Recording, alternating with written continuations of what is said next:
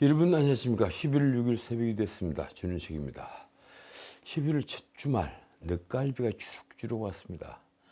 40년 전 뿌리 깊은 나무였습니까? 제가 문학지가 아닌 잡지에 시를 발표를 하나 한 게 있는데 제목이 겨울비였습니다. 그 시가 기억이 났습니다. 홍제동 연왕산 뒷자락에 있던 본가에서 그때 2층에 제 방이 있었는데 그 방에서 썼던 시였습니다. 요즘 다시 시를 쓰고 있습니다. 얼마 전 집이라는 제목의 연작 시를 발표를 했고 이번엔 또 두 편을 문학지에 보냈습니다. 시 제목이 이렇습니다. 기다린다는 것, 죽은 비둘기에 대해, 이런 제목의 시입니다. 죽은 비둘기에 대해라는 시에는 이런 표현이 있습니다. 살다 보면 누구나 한 번은 칼을 쓴다. 그렇습니다. 저 역시 칼을 썼습니다. 그리고 그 답을 기다린다는 것, 이 제목의 시에서 썼습니다. 어디쯤에서 우리는 다시 만나 상처를 핥아줄 것인가? 그런데 말입니다. 이 정치판엔 절대로 이 상대의 상처를 핥아줄 일은 없습니다. 요즘 이준석, 홍준표, 인요한 이런 분들이 부리고 있는 말싸움을 보면 그걸 알 수 있습니다. 저는 이준석이 선을 넘었다고 했습니다만, 그래서 이 몇몇 언론에서 그랬던 뉴스가 됐던데, 선을 넘은 것이 어디 이준석 뿐일까요? 정치뉴스를 보기 전에 어제 코스피 코스닥 폭등부터 짚겠습니다. 왜 이 문제를 먼저 짚는가 하면, 이 코스닥 코스피 폭등으로 민심은 어떻게 되겠습니까? 여당 편으로 많이 돌아서겠죠. 그런데 왜 폭등이 됐을까요? 바로 공매도 금지 때문에 그렇습니다. 금융당국이 이번 주말에 공매도를 금지하려 한다. 이 애도부분을 계속되었죠. 그래서 여론을 봤던 겁니다. 그러다가 어제 월요일 아침 공매도 전격 금지를 발표했습니다. 발표는 일요일 했죠. 월요일부터 내년 6월 말까지 공매도를 전면 금지해야 한다. 원래는 6개월 금지한다 이랬는데 이렇게 되면 8개월을 금지하는 셈입니다. 그동안 개미 투자자들이 외국인과 기관 투자자의 놀이터라며 이 공매도 금지를 강하게 요구를 해왔습니다. 실제 이 공매도에 한 걸려들면 속절없이 개미들은 엄청난 손해를 보곤 했습니다.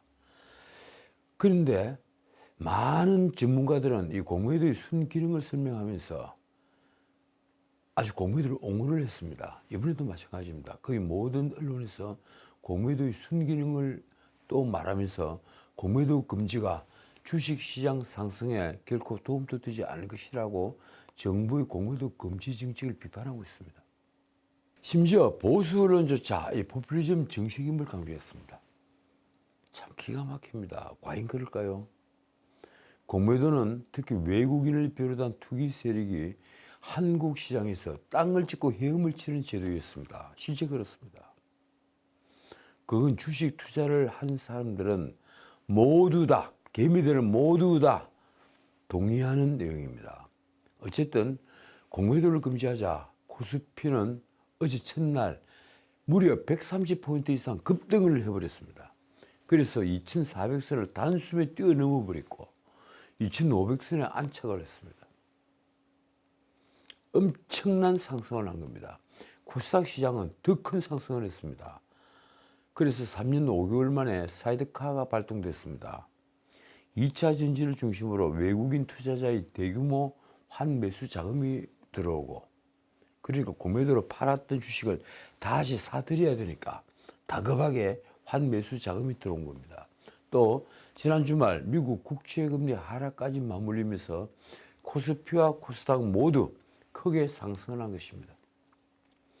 오늘 하루에만 코스피 지수는 전 거래일보다 134.03포인트, 무려 5.6% 넘게 급등을 해서 2502.37로 장을 마감했습니다. 코스닥 지수는 더 크게 7% 넘게 폭등을 했는데 오전 한때 시장 보호를 위해 프로그램 매수 호가의 효력을 증진시키는 사이드카가 발동되기도 했습니다. 어쨌든 정치판에서는 지난번 김포시 서울 편입과 함께 공매도 정책을 포퓰리즘 정책이라고 이해를 하고 있습니다. 자, 인요한 혁신위원장, 요사이 뉴스메이커죠. 이슈의 중심에 서 있습니다. 이 인요한은 아주 엉뚱한 일을 벌였습니다. 우선 혁신한 1호, 이준석, 홍준표, 김철근 이 3인형 건의는 사실 이 3인이란 엉뚱한 잘못된 말 때문에 징계 취소로 바뀌었습니다. 당 지도부에서 징계 취소를 바꿨죠. 그런데 홍준표 시장부터 발끈했습니다. 자신은 아무런 죄도 짓지 않았는데 3인이 한다면서 김기현 지도부에 날을 세웠습니다. 일요일 골프장에 가서 골프 친 것밖에 없다. 그렇다면 왜 나중에 대국민 사과를 한 것입니까? 어쨌든 홍준표는 이렇게 말합니다. 듣보잡 당 권력이 자신을 모욕했다. 그런데 인요한의 타깃은 홍준표가 아니었죠. 처음부터 이준석이었습니다. 어떤 언론은 이준석이 탈당할 수 없도록 했던 신의 한 수라고 축해 세웠는데 인요한이 정치를 몰라도 너무 모른다고 할까요? 덕분에 다 죽어가던 이준석은 훨훨 날아올라서 권력을 공격하고 있는 중입니다. 그런데 말입니다. 이준석은 왜 윤석열을 끝없이 공격하는 걸까요? 그 질문 친구가. 왜 끝없이 윤석열 대통령을 공격하는 걸까요? 그가 정치 철학이 있어서 그런다고 저는 생각하지 않습니다. 보수 철학은 더더욱 알 겁니다. 보수 철학을 가진 자가 그 어린 나이에 박근혜 대통령을 호가호위해서 아이카시드 김성진으로부터 성상납을 받았다는 의혹의 수렁에 빠질 리가 없을 테니 말입니다. 거기다 그는 신복 김철근을 심야에 대신으로 내려보냈고 그 김철근은 7억 원 투자각서를 써주었습니다. 왜 써주었을까요? 이런 일들이 공소시효를 지났거나 성상납이 공소시효를 지났죠. 그래서 공소시효를 지났거나 증거가 확실하지 않다는 이유로 형사처벌을 모면해질지는 몰라도 적어도 이준석은 공인으로서 대중 앞에 자신이 깨끗하다는 도덕적으로 깨끗하다는 충분한 소명을 하지 못했습니다. 나는 그의 양두구육 발언을 듣고 정치를 떠나 그의 인성을 의심했습니다. 양의 고기인 줄 알고 팔았는데 개고기더라. 명색이 자당이 배출한 대통령을 두고 한 말입니다. 이게 용서받을 수 있는 말입니까? 과연 지금 그런 이준석을 징계를 취소해서 품에 안는 것이 보수 철학에 합당한 것입니까? 그렇다면 저 역시 국민의 힘을 포기하겠습니다. 어쨌거나 인요한은 느닷없이 이준석을 띄웠고 다시 정치판에 이준석은 중심 인물이 되었습니다. 인요한은 이준석에게 3회 논의하다가 결국은 국민의힘 지도부가 징계 취소를 하게 만듦으로써 그를 무죄 방면한 이상으로 명예를 회복시켰습니다. 그만큼 당의 도덕성은 땅에 떨어지게 됐는데 말입니다. 더 놀라운 건 그가 토요일 4일 부산으로 가서 이준석을 만나려고 한 것입니다. 인요한은 아무런 사전 약속 없이 이준석이 이은주와 토크 콘서트라는 걸 한다는 부산 경성대학으로 갔습니다. 그러나 두 사람의 회동은 결국 불발됐습니다. 오후 3시 경성대 중앙도서관에서 열린 콘서트 현장에 한 사람은 무대에 앉아있고 한 사람은 객석 맨 앞줄에 앉았습니다. 더 놀라운 일은 그 다음에 일어났습니다. 이준석은 느닷없이 영어로 인요한에게 말했습니다. 참고로 인요한은 사실상 한국어를 모국어 이상으로 잘 쓰는 분입니다. 젤라도 사투리를 완벽하게 사용을 하죠. 그 내용은 대강 이렇습니다. 최근 강서구청장 보궐선거를 통해 무엇을 배웠느냐. 대화를 위한 전제 조건이 해결되지 않아서 실망스럽다. 지금 상황에서 별로 이야기할 게 없다. 그 뒤에 한 말은 거의 모든 언론의 뉴스가 됐습니다. 이준석이 환자라서 여기로 저를 찾아온 것인가? 그런데 환자는 서울에 있다. 이 한마디로 이준석은 다시 윤석열 대통령의 맞상대로 지위가 격상됐으며 적어도 국민의힘과 윤 대통령에게는 엄청난 망신살이 뻗친 셈이 됐습니다. 인유아는 토크스트 뒤에 말없이 떠났지만 이준석은 빅마우스답게 기자들에게 뒤풀이 말 잔치까지 마음껏 부렸습니다. 제가 아까 일부러 인유한에게 드린 말씀의 내용은 이번 강서구청장 보궐선거 패배로 인해 황급히 혁신위를 구성해서 활동하는데 과연 심판을 한 유권자들이 소리를 듣고 왔느냐, 그 승결 조건을 달성하지 못한 상황에서 제가 드릴 수 있는 말은 없다는 취지로 말씀을 드린 것이다. 쉽게 말해서 윤 대통령이 바뀌지 않으면 자기는 지도부와 말하지 않겠다, 이 말을 하고 있는 것입니다. 이보다 더한 조롱이 어디에 있습니까? 이준석은 명색이 자당에서 배출한 대통령인 윤석열 대통령을 두고 양두구육이라는 표현까지 썼습니다. 아까 말씀드렸다시피 말입니다. 그런데 이번에는 그보다 훨씬 더한 환자라는 표현을 쓴 것입니다. 도대체 이 젊은 청년의 망발은, 오만에서 기이한 망발은 어디까지 가는 것입니까? 그가 기자들에게 한 말입니다. 최근 인유한의 행보는 참으로 안타깝게 지켜보고 있다. 지금까지는 아주 흔한 윤석열 대통령의 핵심 관계자의 모습을 보이고 있어 안타깝다. 그러면서 다시 한번 못을 박았습니다. 그래서 제가 물었던 것이 의사이신데 제가 환자인가? 이준석이 환자라서 저를 찾아온 것인가? 환자는 서울에 있다. 답변을 드린 것이다.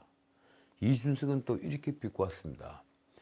인유한이 당에 쓴약을 먹이겠다고 하셨는데 이번 선거에서 민심이 당이 싫어 투표를 안 한 것이라면 저는 오진이라고 말씀드리겠다. 지금 하고 계신 행동은 강서 보궐선거에 드러난 민심을 대변하고 있지 못하다.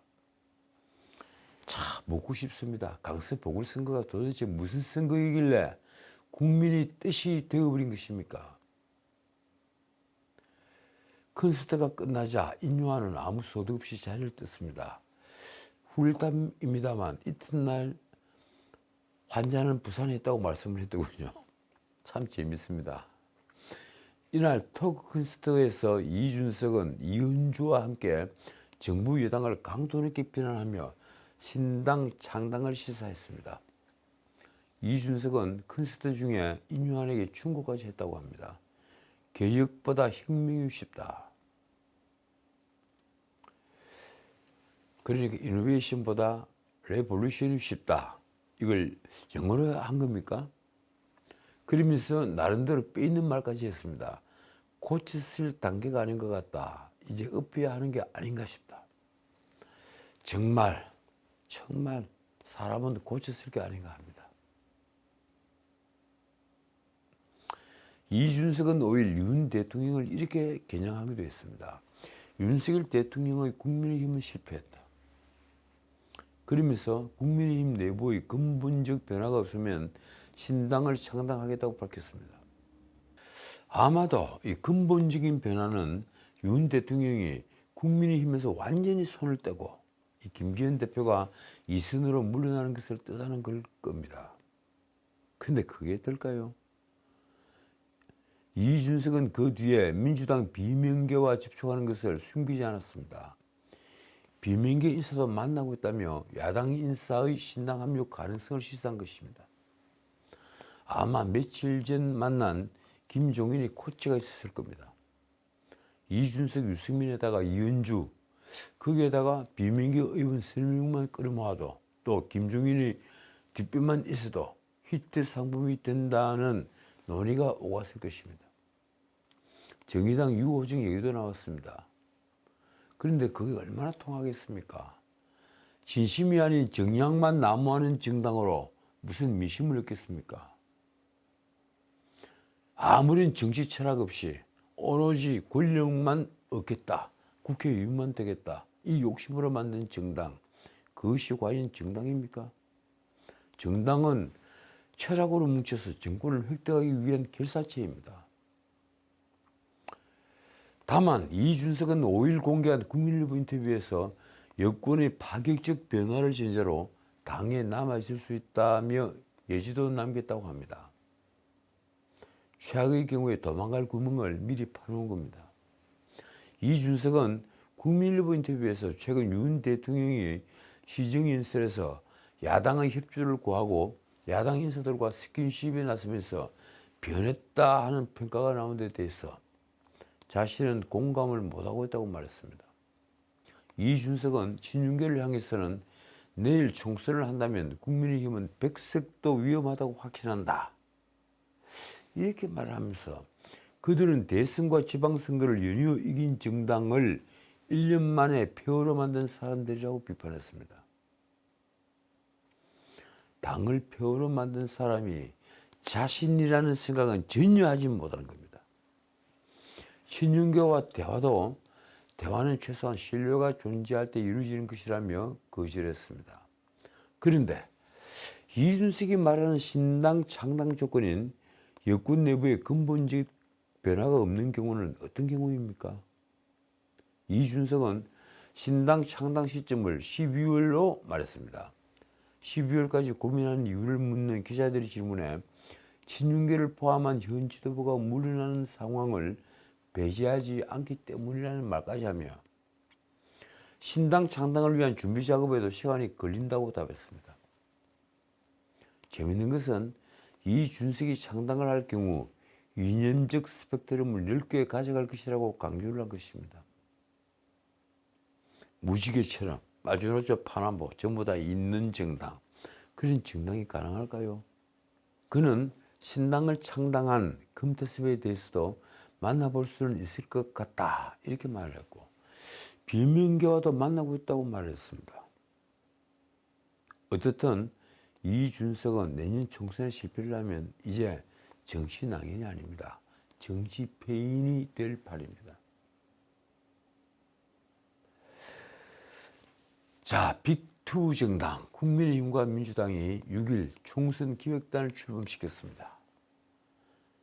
정확히 총선 150일 전에 총선 기획단을 만든 겁니다. 국민의힘은 이만희 사무총장이 단장을 맡고 수도권 인사, 여성, 청년을 전면에 배치했습니다. 민주당은 이재명이 직접 나섰습니다. 이재명은 6일 총선 기획단 출범과 관련해서 이렇게 말했습니다. 윤석열 정권이 오만한 폭정을 심판하고 위기에 놓인 민생을 구하는 출발점으로 만들 책무가 민주당에 있다고 생각한다. 그래서 요사이 이재명 대표가 윤석열 정부를 얘기할 때는 늘 폭정이라는 단어를 앞세웁니다. 윤석열 이꼬르 폭정. 정말 그런 겁니까? 진짜 폭정을 누가 했습니까? 그런데 이재명이 과연 내년 총선을 진두지휘할 수는 있을까요? 내년에는 수원지검 상방울 대북송금 사건과 그리고 참 치사한 사건, 이 경기도 법인카드 유용 사건도 아마 기소될 가능성이 굉장히 높습니다. 그 경우에 이재명은 일주일에 적어도 4일 정도를 서울법원과 수원법원 오락가락하면서 법원에 있어야만 합니다. 과연 그가 선거에 매달릴 시간이 있을까? 저는 잠옷 궁금합니다.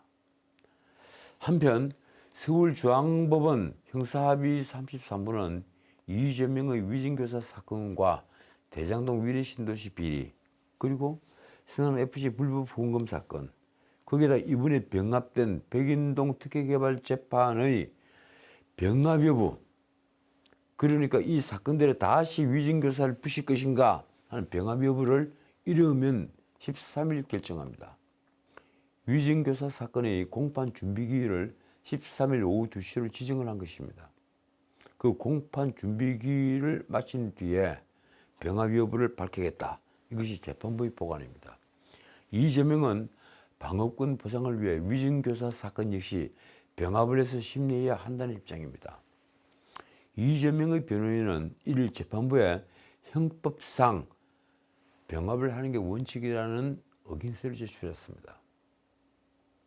반면 검찰은 다른 사건들과 구조가 다르기에 별도 재판을 해야 한다고 맞서고 있습니다. 앞서 재판부는 3월 20일 이미 기소가 돼서 재판이 진행 중이었던 대장동 위례신도시 성남FC 사건에다가 지난달 10일 기소됐던 백인동 사건을 병합해서 심리하기로 지난달 30일 결정을 한 바 있습니다. 그래서 엄청난 큰 사건을 심리하기도 했죠. 그런데 거기에다가 다시 위증교사, 원래는 단독 사건입니다. 이 위증교사 사건의 병합 여부, 여기에 관심이 쏠리는 것은 바로 이 병합 여부가 이재명의 정치적 생명과도 직결된 문제이기 때문입니다. 법조계에선 위증교사 혐의 내용이 상대적으로 굉장히 단순한 만큼 별도 심리가 이루어질 경우에 내년 4월 총선 이전에 결론이 나올 수 있다고 보고 있습니다. 아니, 훨씬 더 일찍 나올 수도 있습니다. 특히 이재명의 지난 9월 서울중앙지법 구속영장 실질심사에서 위증교사 혐의는 소명된 것으로 보인다 하는 이 유창훈 영장전담 부장판사의 판단이 있었던 만큼 이재명으로서는 굉장히 불리한 상황입니다. 확실한 명확한 증거, 음성 녹음 파일이 제출이 됐죠. 다들 아시겠지만 위증교사 사건은 이재명이 2018년 경기지사 선거 방송 토론회에서 과거 검사사칭 사건이 누명을 쓴 것이라고 말해서 허위사실을 공표한 혐의로 다시 재판을 받으면서 벌어진 사건입니다. 내가 검사사칭한 것은 누명을 쓴 것이다. 이것이 허위사실이 되어버린 겁니다. 이재명이 이 재판의 증인인 검사사칭 사건 당시 성남시장 김병량의 수행비서 김진성에게 거짓 증언을 요구했다는 것입니다.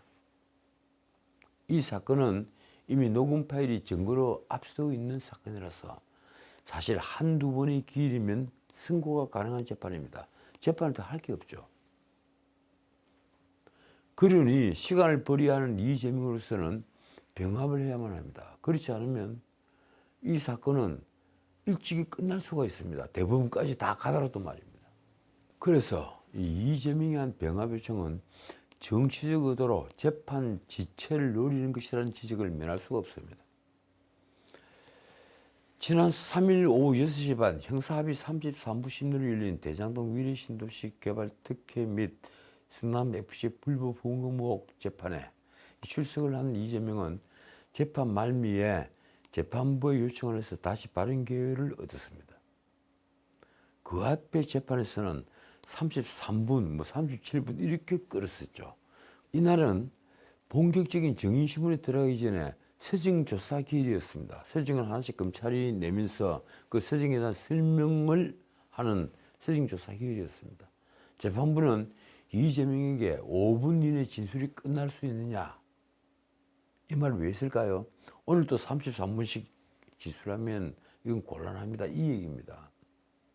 5분 이내 진술이 끝나느냐며 사전에 시간 제한을 두었는데 이재명은 결국 8분여간 검찰의 증거 진술에 대해서 반박이 나섰습니다.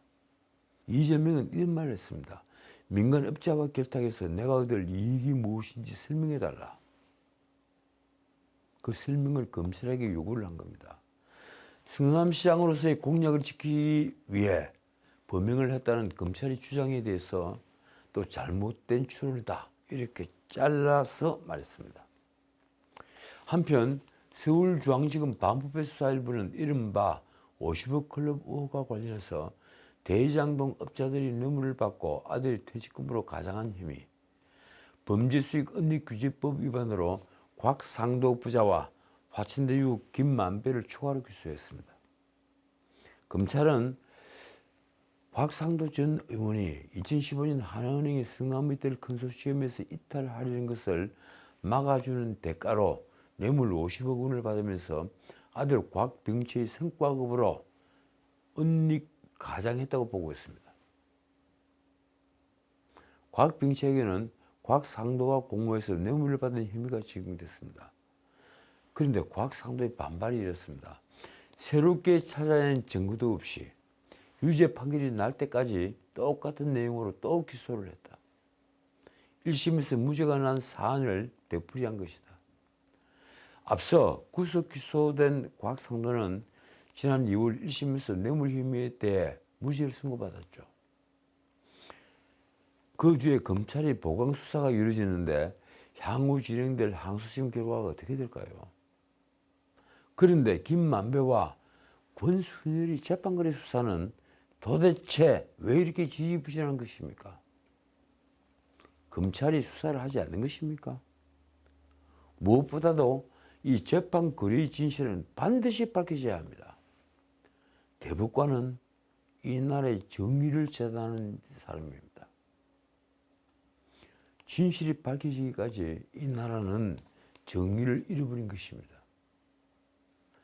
지금까지 전은책이었습니다.